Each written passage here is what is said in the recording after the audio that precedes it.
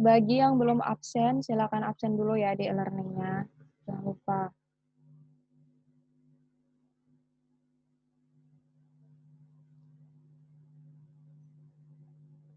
Dan juga diharapkan untuk on cam semua ya.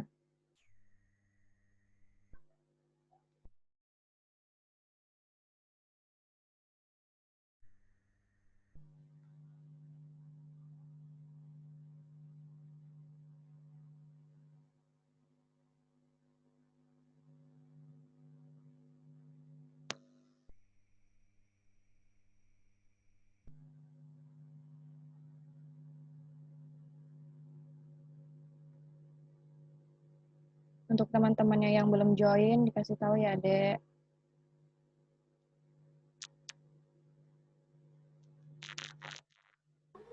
Baik, Kak.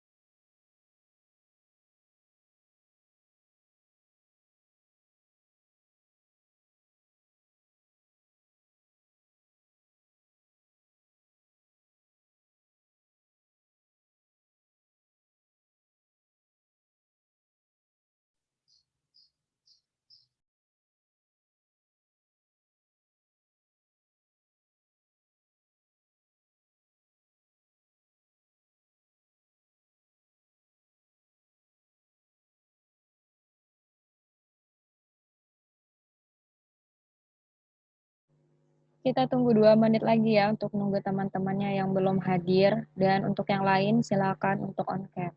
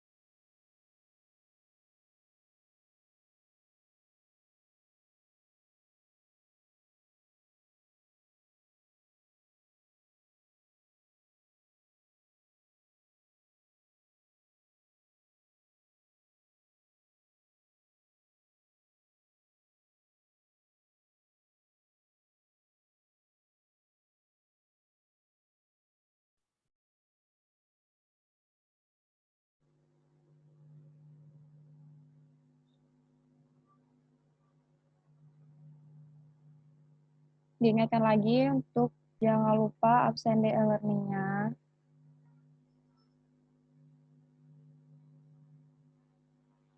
Baiklah, Kakak mulai saja ya.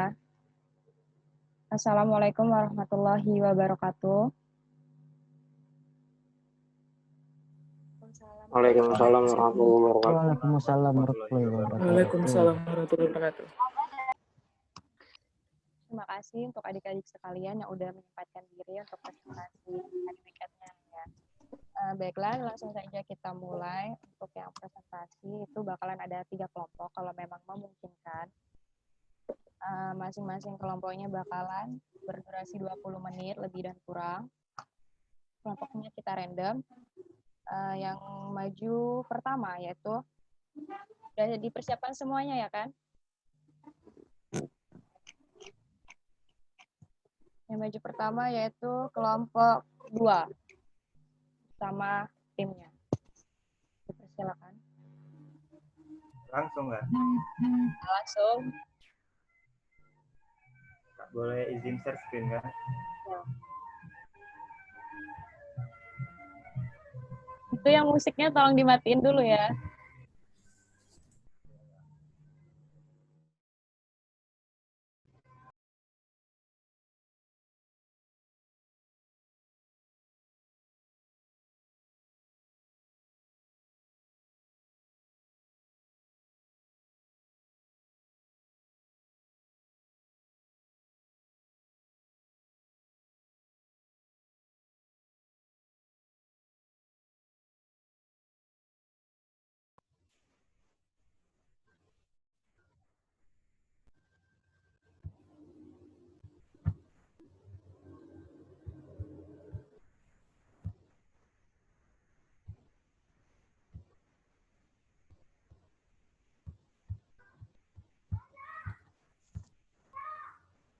Udah muncul belum Kak itunya Kak? Share screen ya? Udah muncul kok. Assalamualaikum warahmatullahi wabarakatuh. Waalaikumsalam. Waalaikumsalam warahmatullahi wabarakatuh. Waalaikumsalam warahmatullahi wabarakatuh. Baiklah teman-teman, kami dari kelompok 2 ingin mendiskusikan hasil dari praktikum kami selama beberapa minggu yang lalu, yaitu nama kelompok kami Elba Handayani dan saya Emantri Putra, kemudian Salsa Nindya Khafifah, Widarina Aprilia, dan Januarius Prasetyo. Baiklah, langsung saja saya mulai. Yang pertama akan disampaikan kepada Januarius.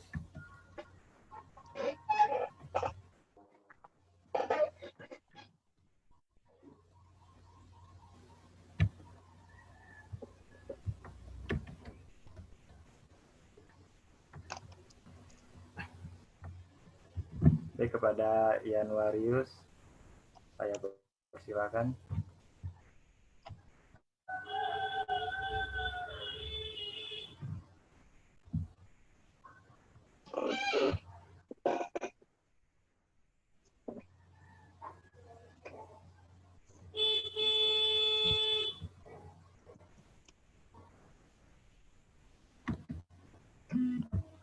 Yuk, kepada saudara Januarius.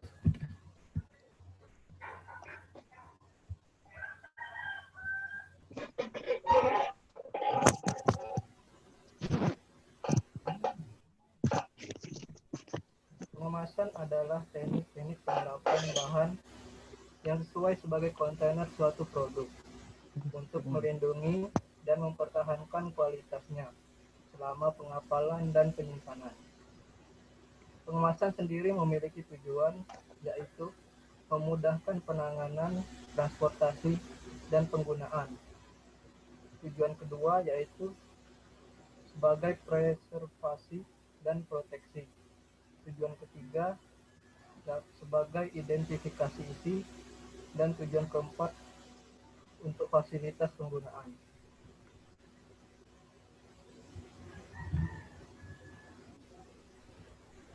Kemasan sendiri memiliki beberapa jenis berdasarkan struktur, isi, dan fungsinya. Jenis yang pertama yaitu primer, merupakan kemasan yang langsung mewadahi bahan atau produk pangan, atau bisa juga disebut langsung bersentuhan dengan produk pangan tersebut. Jenis yang kedua yaitu sekunder, kemasan yang membungkus kemasan primer. Dan yang ketiga yaitu tersier, kemasan yang membungkus kemasan sekunder.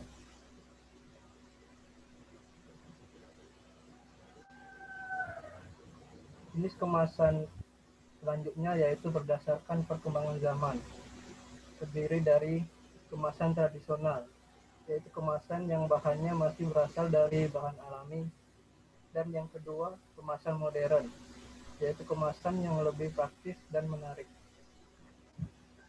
Terima kasih kepada Saudara Yanwar. Kemudian pemaparan selanjutnya akan disampaikan kepada Saudari Salsa Khofifah. Kepada Saudari, kami persilakan.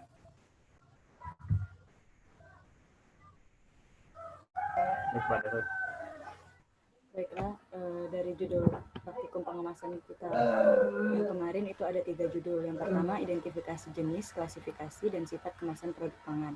Yang kedua, desain kemasan dan labeling. Dan yang ketiga, perubahan produk pangan yang dikemas selama penyimpanan.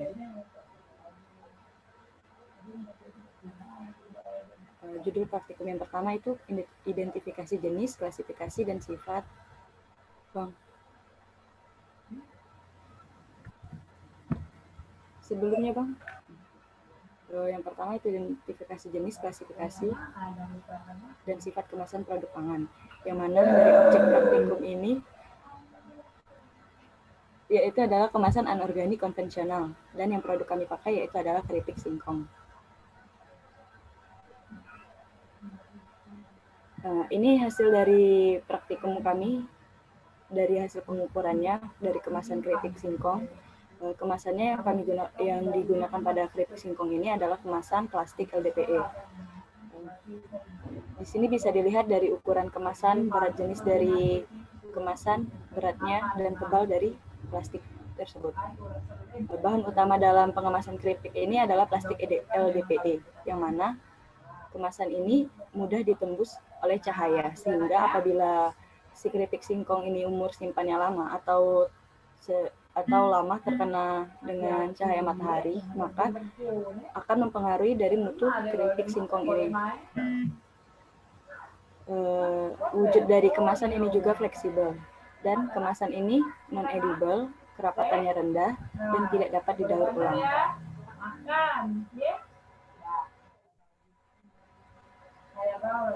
Ini bahan dan alat yang kami gunakan, ada pena, gunting, penggaris, dan produk itu sendiri yaitu keripik singkong. Di sini kami mengukur menggunakan mistar untuk ukuran panjang dan lebarnya. Tidak, tadi bentar itu masih semak gadonya tuh. Angin itu tuh. Udah Bang. Oh ini. Kesimpulan dari praktikum yang pertama itu, keripik singkong yang dikemas dengan kemasan LDPE mudah mengalami ketengikan. Dikarenakan kemasan plastik yang digunakan ini memiliki permeabilitas yang rendah dan transparan, sehingga oksigen mudah masuk ke dalam kemasan produk yang mempengaruhi mutu dari produk itu sendiri. Yang kedua yaitu struktur dari kemasan yang diamati adalah kemasan yang primer. Maksudnya di sini adalah keripik singkong ini jenis kemasannya primer karena hanya menggunakan kemasan plastik yang langsung bersentuhan dengan produknya. Yang ketiga, kemasan berstruktur primer. Bahan utama yang digunakan pada kemasan ini adalah bahan anorganik yang tidak dapat terurai secara cepat, bersifat non-edible dan tidak ramah lingkungan atau disposable. Baik, terima kasih kepada Saudari Salsa. Pemaparan selanjutnya akan disampaikan kepada Saudari Wida. Kepada Saudari Wida, saya persilakan.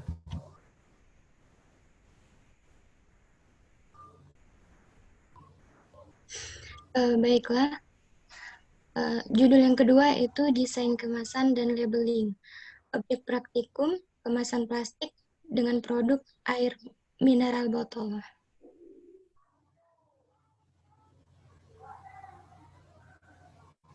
Hasil pengamatan yang yaitu dengan rata-rata panjang 21,8, lebar label 4,5, luas label 98,1, luas area dengan tulisan 20,76, luas area gambar 6,13, luas area kosong 71,22, luas area warna 87,03, luas area tanpa warna 11,52. Desain label pada air mineral botol ini dijelaskan bahwa memiliki sertifikat SNI, halal, dan BPOM RI. Selain itu juga produk ini pada label kemasannya diberikan info tentang isi, cara penyimpanan, kode produksi, tanggal kadaluarsa, nama produk, alamat produsen, alamat pengaduan, dan yang lainnya, sehingga memberikan info yang sangat berguna bagi konsumen yang membeli. Produk ini juga didesain kemasannya itu dominan berwarna biru.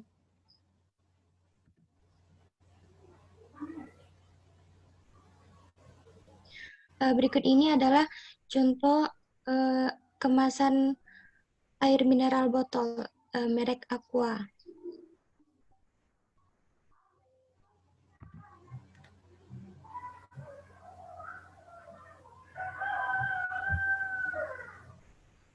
Desain kemasan sangat bermanfaat bagi suatu perusahaan untuk mempromosikan produk kepada konsumen dan dapat meningkatkan laba suatu perusahaan.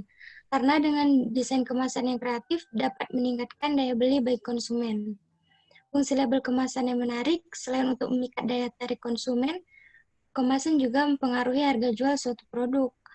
Desain kemasan adalah suatu identitas yang lebih efektif karena dapat mencegah pertukaran oleh produk saing. Karena kemasan merupakan satu-satunya cara perusahaan membedakan produknya dengan produk perusahaan lain. Baik, terima kasih kepada Saudari Wida. Pemaparan selanjutnya akan disampaikan kepada Saudari Elba Handayani. Kepada Saudari Elba, saya persilakan. Baik, selanjutnya itu ada praktikum yang ketiga dengan judul perubahan karakteristik produk pangan yang dikemas selama penyimpanan pada produk olahan cair. Di sini objek praktikum yang digunakan adalah produk olahan cair yang kami gunakan itu produk teh.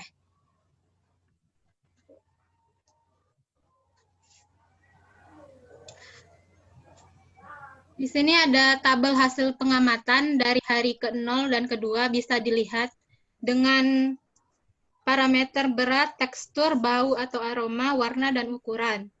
Dan juga disimpan pada suhu ruang, suhu hangat, suhu rendah, suhu sangat rendah, dan suhu beku.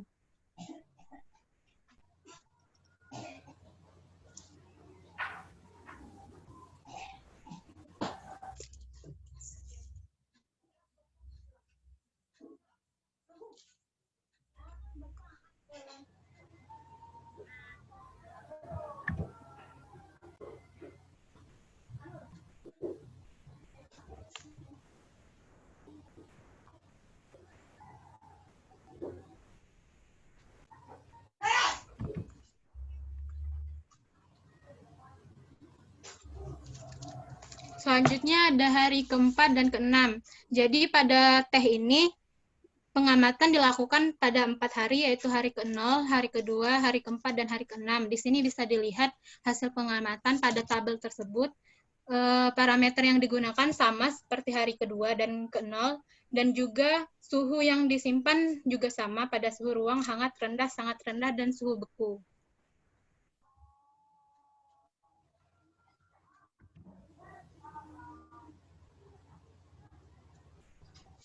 Berdasarkan hasil praktikum yang telah kami lakukan, sampel teh yang disimpan pada tiap-tiap suhu yang berbeda memiliki perbedaan pada pengurangan ukuran pada tiap harinya. Kemudian, pada teh yang disimpan dengan kemasan plastik lebih tahan lama dibandingkan teh yang disimpan tanpa plastik. Teh memiliki sifat bisa menguap, sehingga teh yang disimpan pada suhu hangat lebih cepat mengalami penurunan cairan. Kemudian yang terakhir, teh yang disimpan pada suhu beku mengalami perubahan mulai dari wujud, warna, maupun aroma.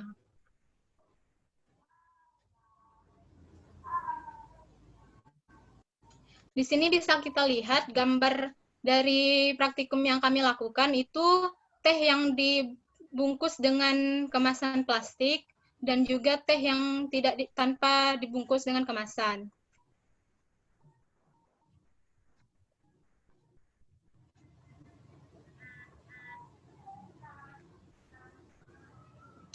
Kesimpulan yang kami dapat dari praktikum ini adalah suhu sangat mempengaruhi kualitas dari suatu produk. Teh yang dikemas dengan kemasan plastik memiliki karakteristik mutu dan umur simpan yang lebih baik daripada yang tidak dikemas. Kemudian yang terakhir, kemasan plastik selain meningkatkan nilai jual suatu produk, juga dapat melindungi produk yang dikemas baik dari kontaminasi fisik, kimiawi, maupun biologis. Baik teman-teman, mungkin itu hasil dari praktikum kami selama beberapa minggu yang lalu. Bagi teman-teman yang kurang jelas dan ingin ditanyakan, bisa langsung ditanyakan kepada kelompok kami. Bentar dek, bentar. Nanti dulu ya, untuk pertanyaan di-keep dulu, kita lanjut aja untuk kelompok selanjutnya, yaitu, ya, pertanyaan di-keep dulu. Jadi ini langsung stop share ya, Kak? Ya. Siap, Kak. Makasih, Kak. Jadi pertanyaan di ujung ya, Kak? Iya. Kita lanjut dulu ya ke kelompok selanjutnya, yaitu kelompok 4. Anggota kelompok 4 udah siap? Kalau udah siap, kita mulai.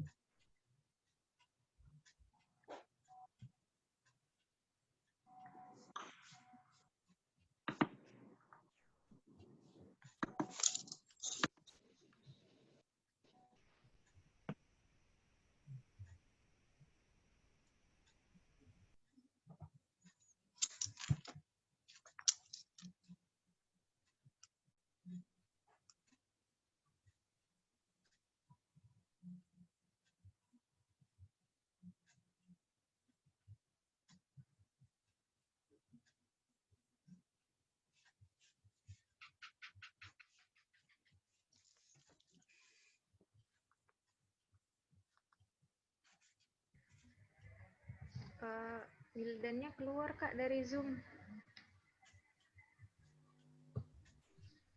Ya, apa?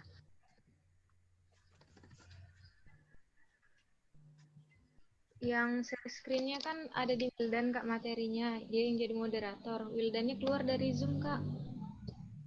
Yang lainnya nggak nyimpen ya?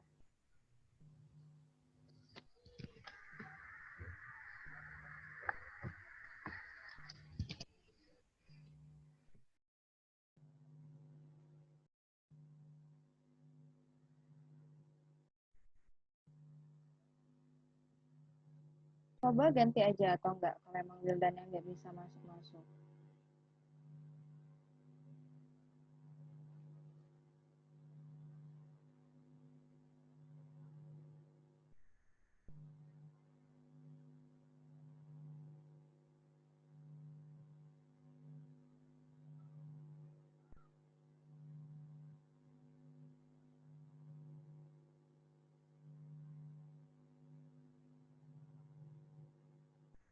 Yang lainnya pada nyimpen materinya semua kan, dari anggota kelompoknya.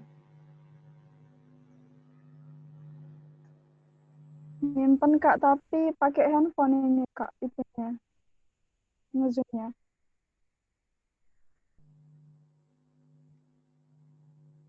Kiranya bisa nggak kalau dari handphonenya aja?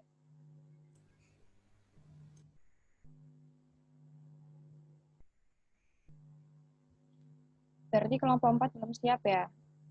Kita itu dulu aja ya, setelah kelompok ini yang kita ganti, nanti kelompok 4 dipersiapkan. Kelompok 5 bagaimana?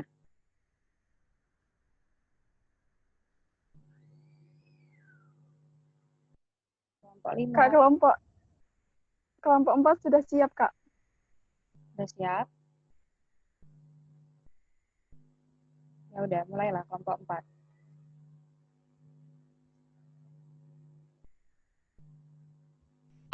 Bentar Kak, minta ACC dulu.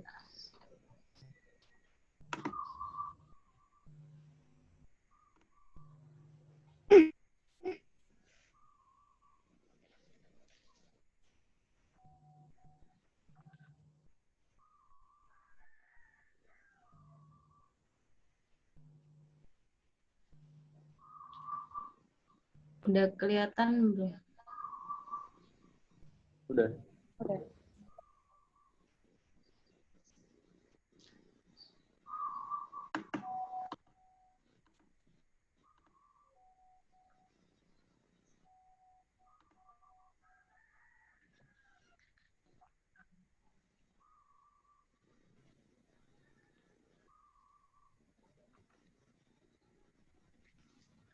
Oke, bismillahirrahmanirrahim. Assalamualaikum warahmatullahi wabarakatuh. Di sini kami dari kelompok 4 yang beranggotakan Eva Yulianti, Kiki Mega Saputri, Septika Indiani, Siti Rodatul Janah Damanik, dan juga Wildan Surya Abadi. Mungkin langsung saja kita mulai presentasinya. Untuk materi yang pertama akan dijelaskan oleh Siti Rodatul Janah Damanik. Terima kasih atas waktu yang telah diberikan. Jika tadi sudah dijelaskan pada kelompok 2 ya teman-teman mengenai pengertian kemasan, jenis-jenis kemasan, dan lain-lain, maka di sini kami akan langsung menyampaikan hasil daripada pengamatan kami selama beberapa minggu yang lalu.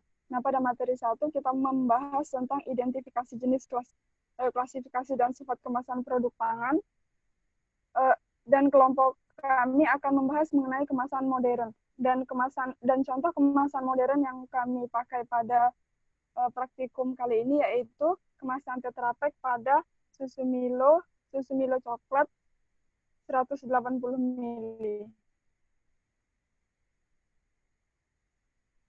Nah, untuk hasil pengukurannya sendiri mungkin bisa dilihat sama teman-teman, bisa dibaca sendiri ya. Kalau ngukurnya kami pakai mistar, dan penentuan volumenya kami menggunakan rumus balok.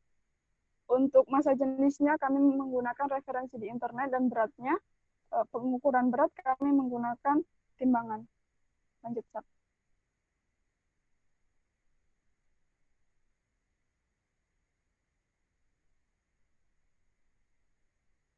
Nah, adapun parameter praktikum yang digunakan yaitu wujud pada kemasan susu Milo, bentuknya yaitu balok, tingkat fleksibilitasnya yaitu sedang, tidak sefleksibel karet dan juga nggak sekaku kayu atau besi karena ada aluminium foilnya di dalam kan. Terus tentang sifat isolatifnya juga dia rapat, seller, berpori kecil. Strukturnya jamak ya teman-teman, karena terdiri dari polietilen atau plastik, karton, sama aluminium. Dan kemasan itu juga termasuk kemasan primer, di mana kemasan itu langsung bersentuhan sama bahan. Dan sifat edibilitasnya yaitu non-edible atau tidak layak untuk dikonsumsi. Dan sifat ramah lingkungannya itu cukup ramah lingkungan karena bisa di-recycle dan disposable, atau cuma bisa dipakai sekali aja. Untuk penggunaan selanjutnya mungkin harus di-recycle dan diproses ulang. Lanjut, Seth.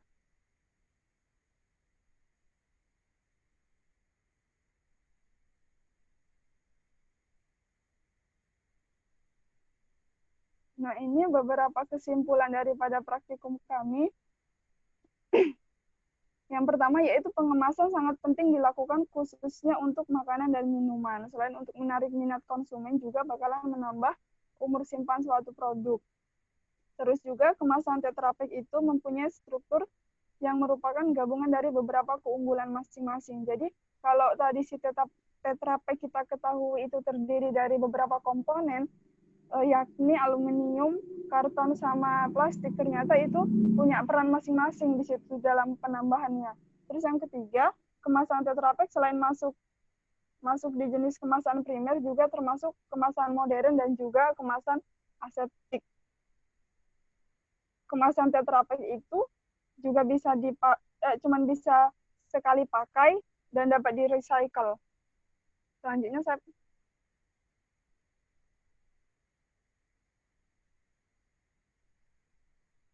mengenai daur ulang kemasan Tetra Pak itu cukup sulit ya teman-teman, karena harus dipisahin dulu. Seperti yang kita ketahui tadi, susunannya juga banyak, ada aluminium, karton, sama plastik, jadi harus dipisahin dulu dan melewati proses yang cukup sulit kalau mau didaur ulang. Yang kesimpulan nomor 7 yaitu kemasan modern Tetra Pak ini tidak bisa dimakan sesuai dengan parameter yang sudah dijelaskan tadi. Selanjutnya yaitu kemasan aseptik. Kemasan Tetra Pak tadi kan termasuk kemasan aseptik, di mana kemasan aseptik itu yaitu kemasan yang didesain khusus agar produk makanan atau minuman yang dikemas di dalamnya itu terhindar dari kontaminan bakteri. Terima kasih. Saya kembalikan ke moderator.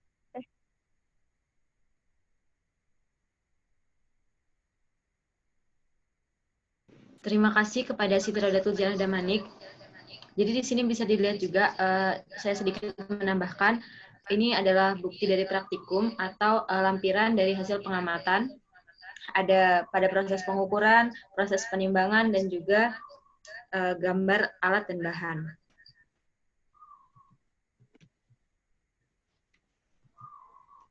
Untuk selanjutnya yaitu desain kemasan dan labeling kemasan botol kaca yang akan dipresentasikan oleh Wildan Surya Abadi.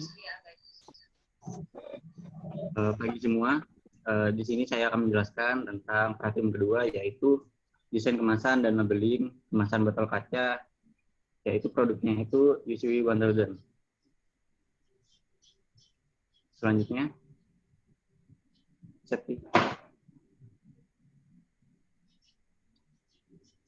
jika dilihat di sini hasil pengukuran dari parameter praktikum, untuk panjang dari label kemasan itu 14,9 dengan lebar 5,1 dan luas 75,9. Kita lihat pada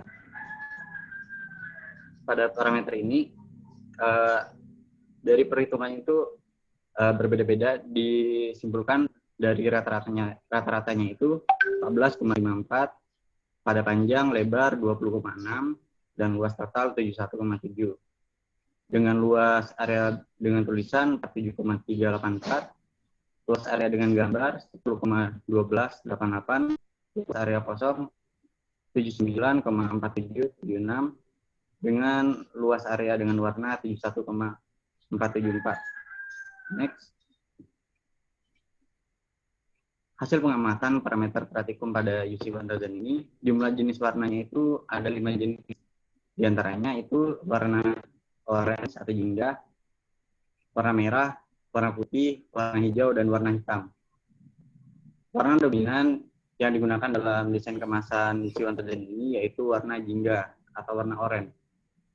Kemudian informasi tentang instruksi penyimpanan atau penanganan produk, yaitu kemasan harus disimpan pada suhu kurang dari 30 derajat Celcius atau tempat yang sejuk dan terhindar dari cahaya matahari, cahaya lampu, dan suhu tinggi. Informasi tentang instruksi cara penggunaan atau pemanfaatan, yaitu anjuran yang dicantumkan pada kemasan diminum sehari sekali setelah makan.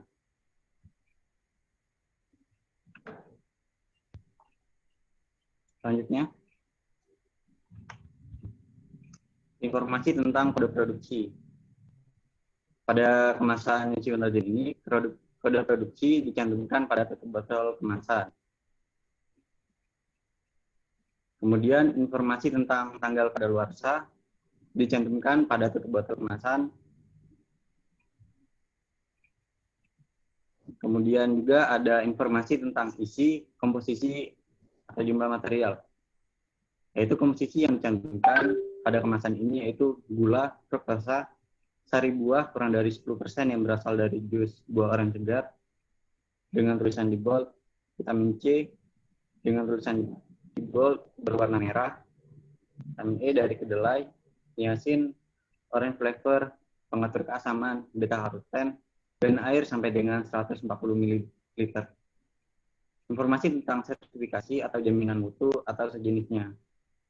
Sertifikasi yang dicantumkan kemasan antara lain sertifikasi halal dan BPOM. Selanjutnya, informasi tentang nama produk. Nama produk yang dicantumkan pada kemasan yaitu UC 1000 Health Supplement Vitamin Orange. Informasi tentang alamat produsen. Alamat produsen yaitu PT Jojonegoro C1000 yang beralamat di Jalan Raya Siliwangi, kilometer 18,9, Cicurug, Sukabumi, kode posnya 43.359, Indonesia. Informasi tentang alamat klaim. Pada produk ini, alamat klaim tidak dicantumkan pada kemasan. Informasi lainnya tentang aspek sosial kemasyarakatan, event bisnis, dan lain-lain. Informasi yang dicantumkan di kemasan itu gunakan produk tersebut, itu dapat memelihara daya tahan tubuh. Tubuh memerlukan vitamin C yang cukup setiap hari.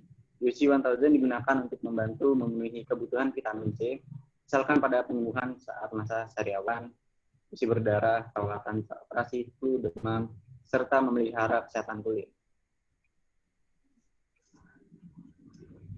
Kesimpulan dari pada praktikum ini, pelabelan pada kemasan berfungsi sebagai identifikasi, membantu penjualan produk, dan pemenuhan peraturan perundang-undangan, yang mana ditulis pada Peraturan Pemerintah Nomor 69 Tahun 1999 tentang labeling dan iklan produk pangan, yang menyebutkan bahwa label pangan harus memuat setidaknya nama produk, ingredient atau komposisi, berat bersih, nama atau alamat produsen, serta tanggal kadaluarsa, dikutip dari Elizabeth tahun 2017. Yang kedua, label pada kemasan UC 1000 dinilai layak karena telah memenuhi kriteria yang ada pada peraturan pemerintah. Desain kemasan UC 1000 juga mudah untuk diidentifikasi karena pemilihan warna dan juga ukuran dari tulisan dinilai cocok dan berbeda dengan produk lain. Kemudian di sini ada lampiran dari foto pengamatan, yaitu dari perhitungan pada label produk, mulai dari desain label kemasan hingga pada gambar sertifikasinya. Next.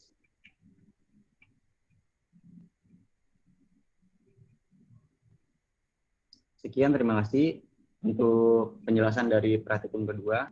Saya kembalikan kepada moderator. Ya, terima kasih kepada Saudara Wildan atas paparannya. Untuk selanjutnya kita memasuki ke praktikum dengan tema perubahan karakteristik produk pangan yang dikemas selama penyimpanan pada produk buah, yaitu produk yang kami ambil adalah jeruk nipis, yang akan dipaparkan oleh Saudari Kiki Mega Saputri. Kepada Kiki, dipersilahkan. Terima kasih pada moderator atas waktunya. Baiklah, saya akan sedikit menyampaikan hasil diskusi kami mengenai praktikum ketiga, di mana sampel yang kami gunakan yaitu jeruk nipis dengan kemasan yang kami gunakan yaitu plastik. Pada hasil parameter berat, pada suhu ruang, suhu hangat, suhu rendah, dan suhu sangat rendah, suhu beku, terjadi penurunan susut bobot, di mana jeruk nipis yang tanpa plastik mengalami susut bobot yang lebih tinggi dibandingkan jeruk nipis yang menggunakan plastik. Dan pada suhu beku, pada pengamatan hari kedua itu terjadi peningkatan berat, di mana 0,34 pada hari ke-0 dan pada pengamatan kedua itu 0,38. Kemudian parameter selanjutnya yaitu selanjutnya Parameter yang kedua yaitu tekstur. Tekstur pada suhu ruang sedikit lembut, sedangkan pada suhu beku itu sangat keras, suhu hangat itu sangat keras pada saat hari keempat dan hari keenam. Kekerasan ini disebabkan karena penurunan kadar air pada sampel yang kami gunakan, sehingga sampel yang kami gunakan itu mengalami perubahan dari teksturnya. Next. Nah, untuk hasil distribusi porinya, pada semua sampel yang kami gunakan, itu pori-porinya kecil, pada baik pengamatan pada hari ke-0 hingga ke-6. Dan parameter selanjutnya yaitu bau dan aroma.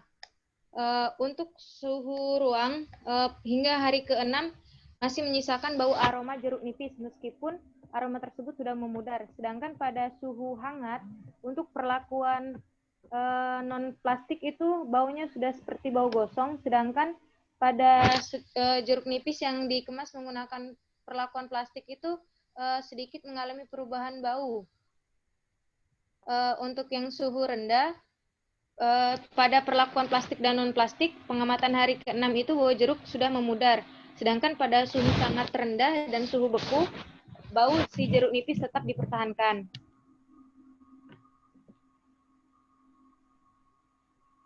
Untuk parameter selanjutnya yaitu warna. Nah, pada perubahan warna ini, pada hari ke-6 suhu ruang itu, si sampel sudah mengalami perubahan dari hijau menjadi kuning. Sedangkan pada suhu hangat, sampel pada pengamatan hari ke-4 itu sudah mengalami perubahan yaitu hijau kecoklatan. Untuk suhu rendah, pada sampel plastik dan non-plastik itu warnanya tetap hijau, sedangkan suhu sangat rendah mengalami perubahan pada saat pengamatan hari ke-6, yaitu hijau kekuningan, dan untuk jeruk nipis tanpa plastik hijau gelap. Pada suhu beku, terjadi juga perubahan pada saat pengamatan ke-4 dan ke-6, di mana sampel yang kami gunakan warna hijau setelah hari ke-4 dan ke-6 mengalami perubahan menjadi hijau kecoklatan.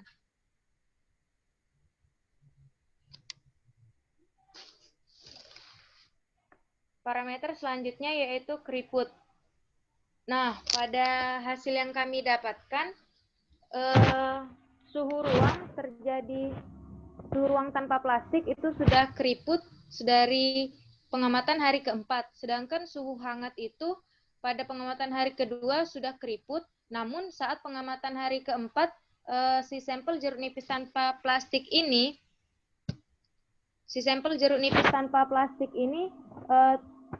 teksturnya sudah menjadi keras sehingga tidak keriput lagi.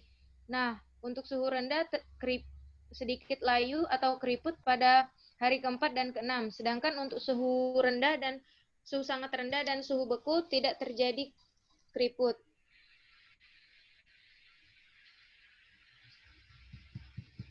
Untuk parameter yang selanjutnya yaitu bercak hitam. Terlihat dari hasil pengamatan yang kami lakukan, semua sampel dengan semua perlakuan pada suhu yang telah ditetapkan tidak terjadi atau tidak ada bercak hitam pada setiap sampel.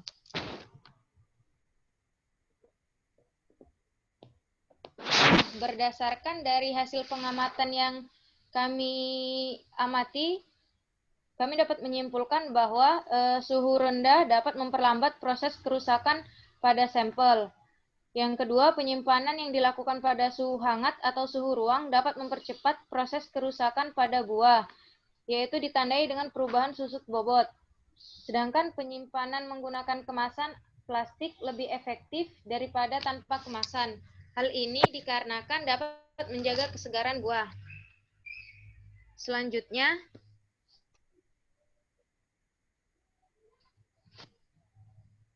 untuk perubahan warna yang terjadi akibat sintesis pigmen tertentu, seperti perubahan karotenoid dan flavonoid. Sedangkan perubahan kekerasan merupakan salah satu faktor aktivitas fisiologis yang terjadi akibat kehilangan air dari produk atau sampel tersebut. Yang terakhir, terjadinya perubahan warna kulit jeruk dari hijau ke kuning disebabkan oleh beberapa pigmen yang menyebabkan kerusakan pada pigmen warna tersebut.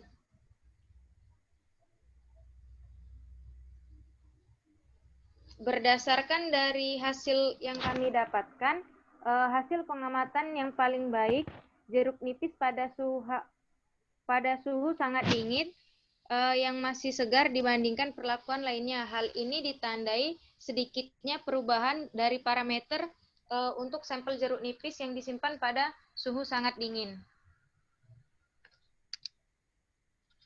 Nah, ini bisa dilihat dari pengamatan hari ke-0 dan hari kedua, di mana hari kedua sudah terjadi kekuningan. Ini untuk hari terakhir, terlihat sampel pada suhu sangat rendah. Pada hari terakhir itu warnanya masih tidak terlalu jauh dibandingkan pada hari pertama. Mungkin itu saja yang bisa disampaikan.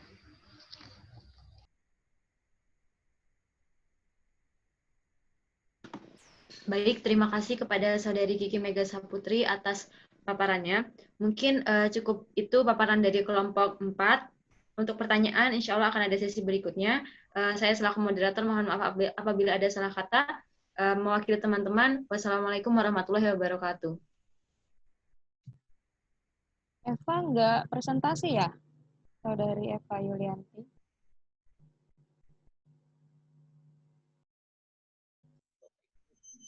PPT-nya udah habis, jadi nanti bantu jawab aja. Oke, jangan lupa absen their learning ya.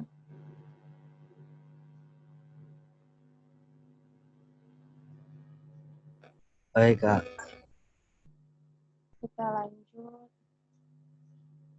Kelompok selanjutnya yaitu kelompok 5. Sudah siap kelompok 5?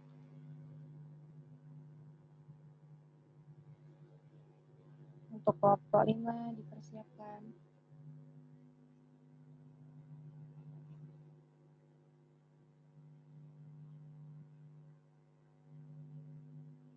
Kalian setelah ini ada kuliah lagi nggak?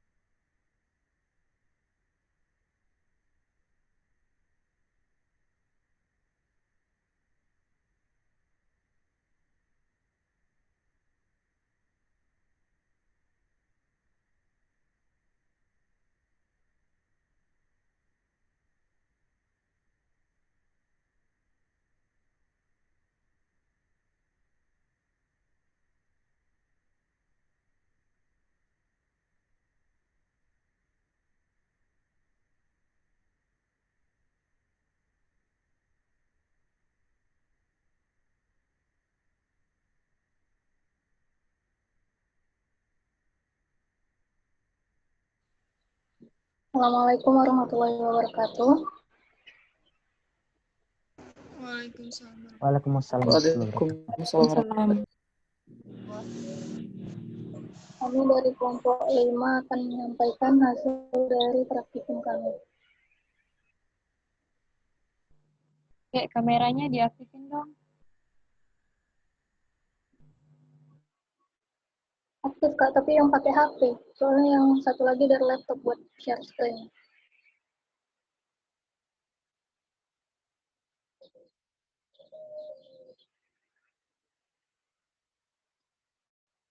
Yang pertama untuk materi praktikum identifikasi jenis, klasifikasi, dan sifat kemasan produk pangan pada kemasan mie instan Indomie goreng akan dimulai dari saya. Kemasan adalah wadah untuk meningkatkan nilai dan fungsi sebuah produk. Kemasan pada mie instan Indomie goreng adalah antara lain melindungi kualitas produk, membuat produk lebih tahan lama sebagai sarana komunikasi produk, sebagai daya tarik produk, dan membantu distribusi produk dari produsen ke konsumen. Kemasan dapat digolongkan menjadi 3 jenis: sekali pakai atau disposable, kemasan yang dapat dipakai secara berulang kali multi-thread, dan kemasan daur ulang semi disposable. Sedangkan kemasan mie goreng Indomie ini termasuk kemasan sekali pakai, yaitu atau disposable, dan termasuk ke dalam jenis plastik polipropilen atau PP. Jenis kemasan terbagi menjadi 2, primer dan sekunder. Primer adalah kemasan yang langsung menyentuh produknya, sedangkan kemasan sekunder adalah kemasan setelah kemasan primer atau melindungi kemasan primer. Dan kemasan mie instan Indomie goreng ini adalah kemasan primer. Selanjutnya akan disampaikan oleh Siti Albert.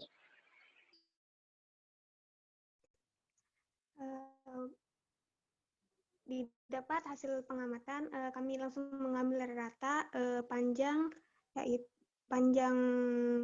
kemasan mie goreng itu 16,5 cm, lebarnya sama dengan 10,74 cm, berat jenis 0,95 gram, sedangkan rata tebal itu 0,15 dan massa jenis itu 0,1 cm.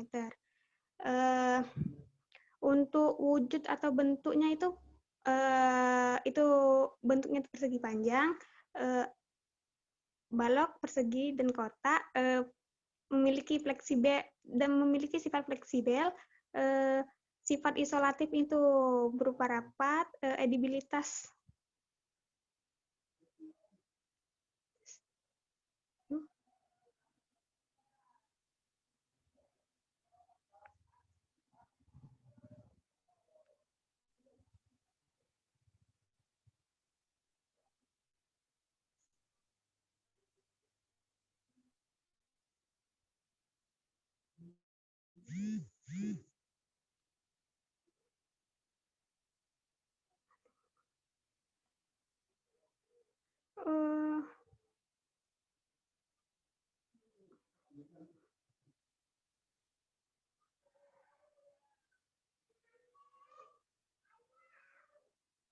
maaf Kak, ini yang share screen-nya itu kendala di itu Kak, di lab mati lampu, jadi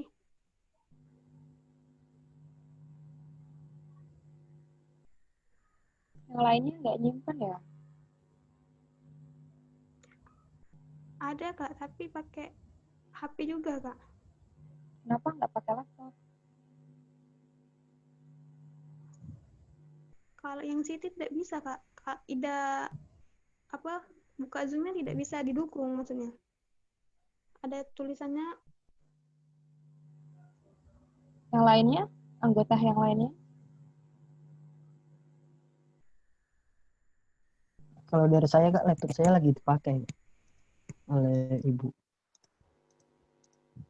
Jadi ini gimana dong?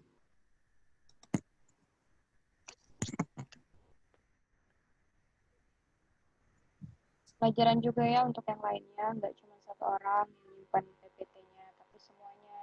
Jadi kalau ada kendala di tengah jalan kan bisa saling bantu, nggak kayak gini kan. Jadi ini kelompok 5 gimana, Dek? Mohon maaf Kak sebelumnya, karena kelompok kami ada kendala, bisa nggak kalau misalnya kami presentasi di akhir untuk menanggulanginya? Kalian udah kelompok terakhir. 2 kelompok berikutnya bakalan kita presentasi di hari Senin ya, karena waktunya nggak cukup juga. Persiapkan dengan baik.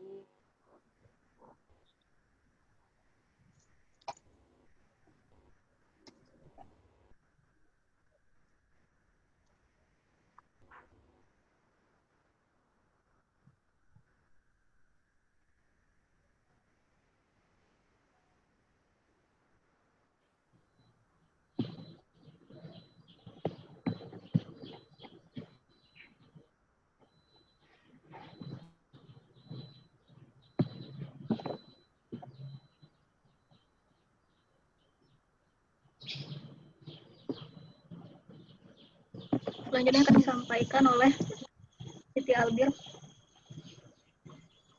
Baiklah, saya akan mengulangi penjelasan saya tadi. Di sini kami langsung mengambil rata dari hasil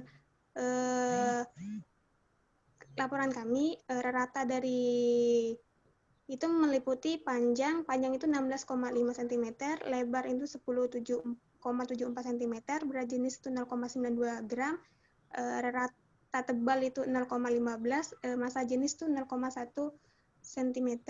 Nah, di sini kami mengukurnya dengan menggunakan mistar. Nah, sedangkan untuk mengukur berat kami menggunakan duga-duga ataupun mencari di internet. Nah, untuk mengenai wujud itu bentuknya ada yang persegi panjang, balok, persegi, atau kotak. Nah, fleksibel, sifatnya itu fleksibel. Nah, untuk parameter sifat isolatif itu rapat. Untuk edibilitas itu berupa non-edible atau non-biodegradable. Bahan kemasan itu merupakan kemasan anorganik atau polipropilen. Sifatnya itu tidak ramah lingkungan atau disposable. Lanjut.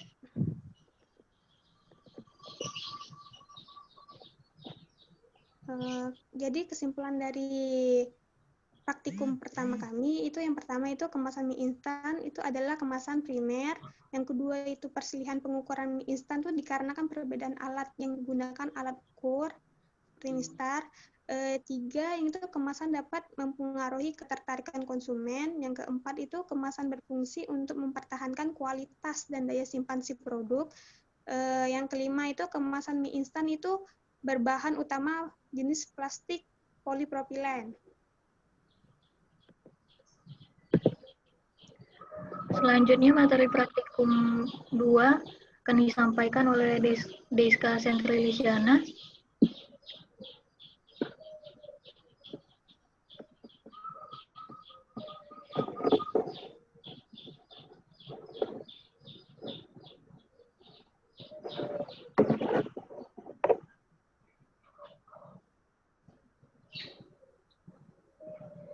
Nah, kemasan yang kami gunakan ini adalah kemasan susu varian coklat dengan neto 200 ml dari Ultramil. Susu merupakan bahan makanan yang bernilai gizi tinggi yang diperoleh dari pemeliharaan hewan, diantaranya sapi. Untuk memperpanjang umur simpan produk susu, maka perlu dilakukannya pengolahan serta pengemasan.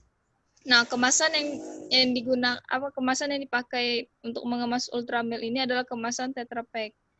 Nah, kemasan Tetra Pak ini mudah untuk diatur ulang sehingga ramah lingkungan serta berfungsi untuk menjaga higienitas suatu produk.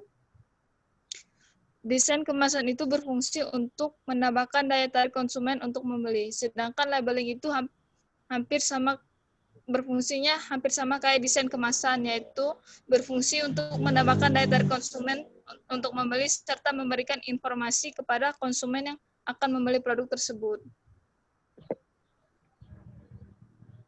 Nah, dari hasil pengamatan kami dapatkan luas total permukaan labelnya itu 2,5 cm dikali 1,9 cm sama dengan 4,75 cm. Yang kedua, luas tulisan. Dapat dilihat hasilnya adalah 34 cm kuadrat. Dan untuk luas area dengan logonya, hasilnya 81,6 cm kuadrat. Dan luas area kosongnya itu 4 cm kuadrat.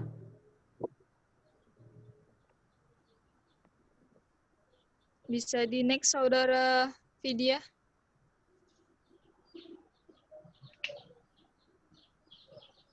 Nah, untuk luas area dengan warnanya itu didapatkan 163,8 cm.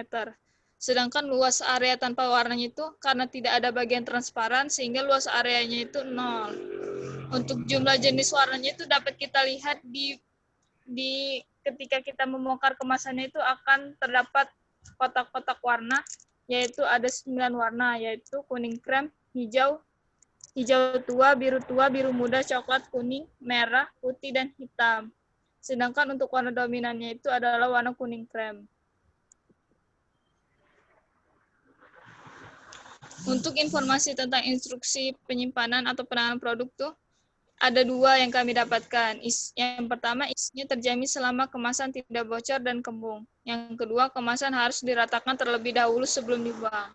Sedangkan untuk informasi tentang instruksi cara penggunaan atau pemanfaatan produk, untuk penggunaannya, kocok dahulu sebelum dibuka, segera habiskan setelah dibuka. Untuk pemanfaatannya, Anda ikut melestarikan hutan di dunia dengan memilih produk dalam kemasan karton ini.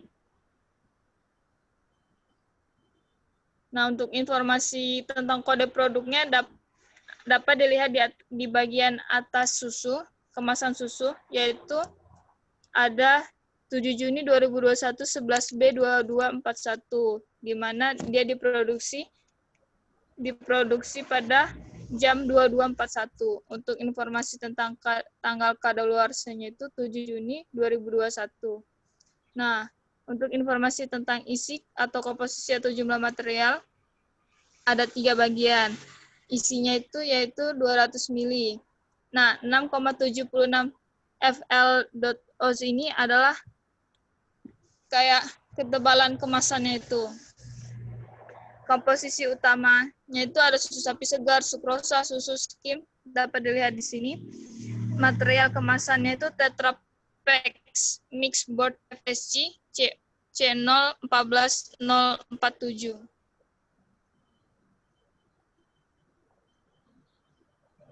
Sedangkan untuk informasi sertifikasi atau jaminan mutu atau sejenisnya itu ada 2, yaitu jaminan halal sama BPOM RI, tapi tidak terdapat nomornya. Untuk informasi tentang nama produk, Ultramilk susu UHT rasa coklat, sedangkan alamat produsennya PT Ultra Jaya Milk Industri dan Training Co.tbk, pada Larang, Bandung 40552 Indonesia. Untuk informasi tentang alamat klaimnya di sini ada 3 cara, yaitu layanan konsumen, ada nomornya, dan email, dan website. Nah, untuk informasi lainnya, di sini ada mengandung bahan alergen. Lihat daftar yang dicatat tebal. Yang kedua, tanpa pengawet, tanpa pemanis buatan, tanpa pewarna sintetik. Yang ketiga, Ultramilk adalah UHT berkualitas untuk keluarga Indonesia. Nah, dapat dilihat di sini.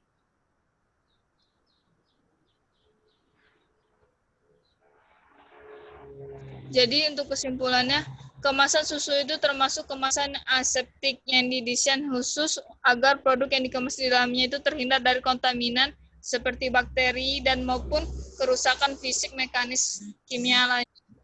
Yang kedua, kemasan yang digunakan harus berdasarkan karakteristik sifat produk susu dan bahan pengemasnya.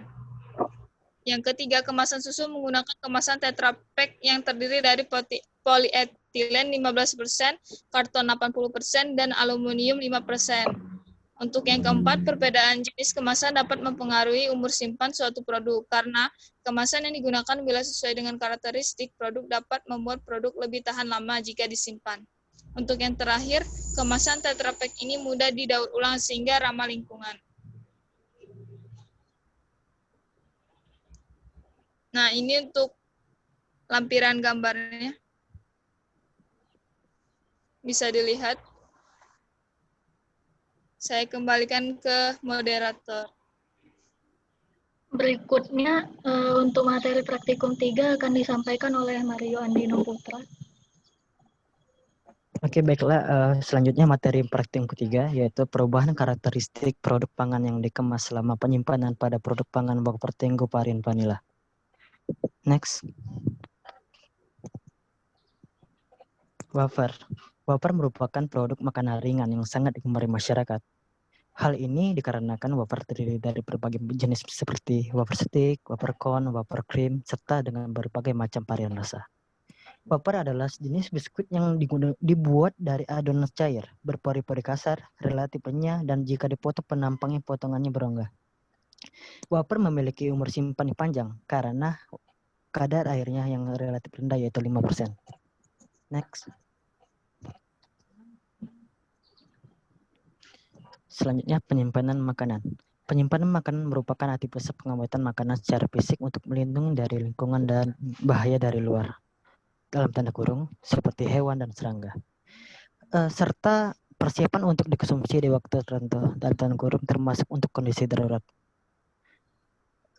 Penyimpanan dengan menggunakan kemasan tidak menjamin produk yang disimpan akan tetap aman karena kemasan memiliki sesuatu yang disebut permeabilitas uap air kemasan. Next. Ini lampiran gambarnya. Next. Kesimpulannya kelewat. Kesimpulan kelewat. Boleh balik lagi nggak? Kesimpulan hilang ya?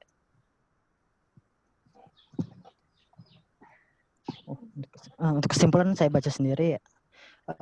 Kesimpulannya yaitu perubahan tekstur dapat terjadi karena uap air pada saat penyimpanan. Yang saya sebutkan di sini perubahan teksturnya pada sampel yang tidak memiliki kemasan. Dan sedangkan pada sampel yang menggunakan kemasan plastik, perubahan tekstur terjadi karena air kemasan karena sifat kemasan yang memiliki permeabilitas uap air kemasan. Perubahan tekstur pada sampel plastik ini terjadi pada suhu hangat dan suhu ruang. Kedua, perubahan pelapor pada pengamatan ini dapat terjadi karena kontaminasi dari kondisi penyimpanan sekitar. Sedangkan ketiga, perlakuan awal juga dapat mempengaruhi karakteristik penyimpanan akhir dari produk. Yang keempat, kemasan timbul termasuk kemasan aseptik, yaitu kemasan komposit dari aluminium foil yang dapat mempertahankan tekstur maupun pelapor. Yang kelima, penggunaan plastik dapat mengalami perubahan karakteristik yang cenderung lebih banyak karena plastik masih bisa ditembus oleh cahaya maupun uap. Terima kasih.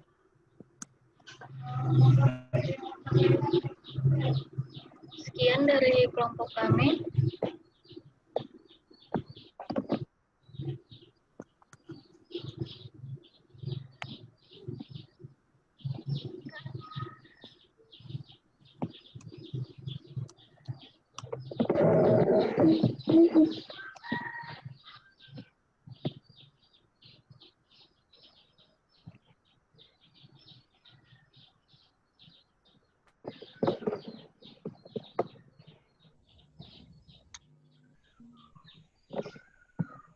Najim juga nggak presentasi tadi ya? Nggak ada sinyal katanya dia nggak bisa masuk Zoom. Nge-lag Kak katanya. Bang, gimana?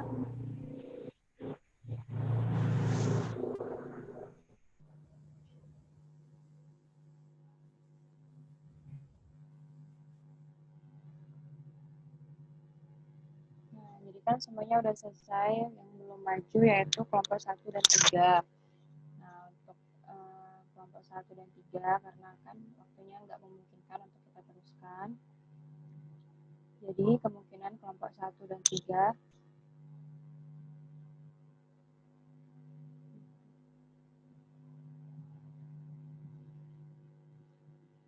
untuk kelompok 1 dan 3 bakal diteruskan untuk hari Senin sesuai jadwal.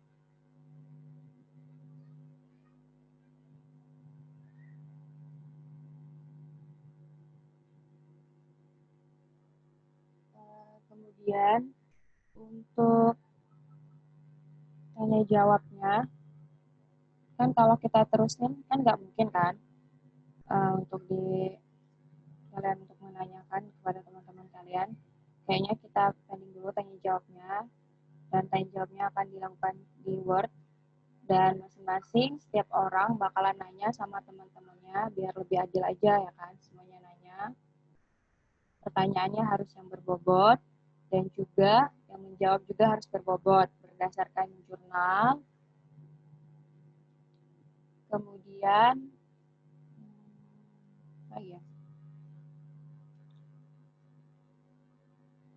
untuk pemaparan hari ini sudah cukup baik, hanya saja ada kendala kan. Nah, untuk minggu depan, hari Senin besok, untuk kelompok 1 dan 3 dipersiapkan lebih baik lagi. Semuanya harus punya PPT biar ada kendala teratasi. Ada yang mau ditanyain nggak? Kak mau nanya. Kan untuk jawab pertanyaannya menggunakan jurnal. Nah, jurnal itu apa perlu dilampirkan atau dibuat kayak dapusnya aja? Perlu dilampirkan.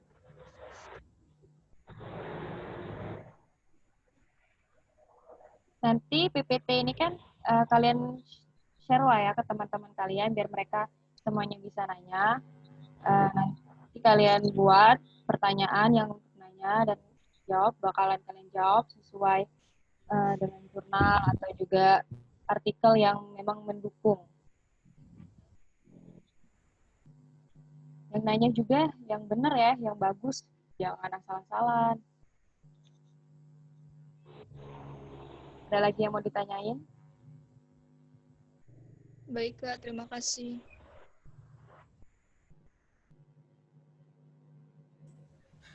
Kak, izin bertanya. Apa nih? Apa? Untuk yang hari Senin itu cuma paparan atau langsung tanya jawab ya, Kak? Kita lihat aja nanti hari Senin ya. Kalau dikasih tahu sekarang, nanti kalian nggak itu dong. Ada lagi?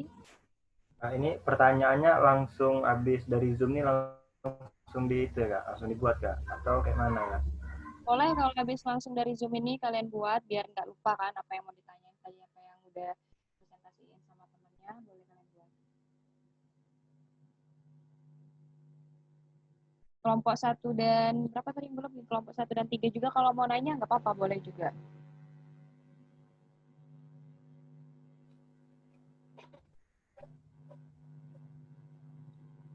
Kak, izin bertanya, Kak. Satu kelompok maksimal berapa pertanyaan ya, Kak?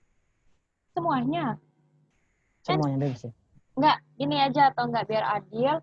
Kalau misalnya kelompok 2 nih, nanya sama kelompok 4. Nah, diharapkan kelompok 2 itu jangan semuanya nanya kelompok 4 atau gantian, ada yang nanya ke kelompok 5, ada yang nanya ke kelompok 1 gitu loh. Ada semuanya. Tapi semua anggota kelompoknya itu bertanya. Gitu. Sampai sini bisa dimengerti?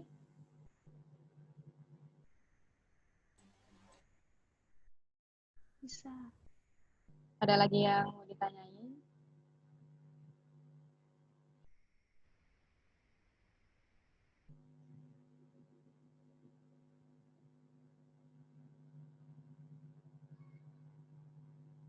Atau masih ada yang bingung?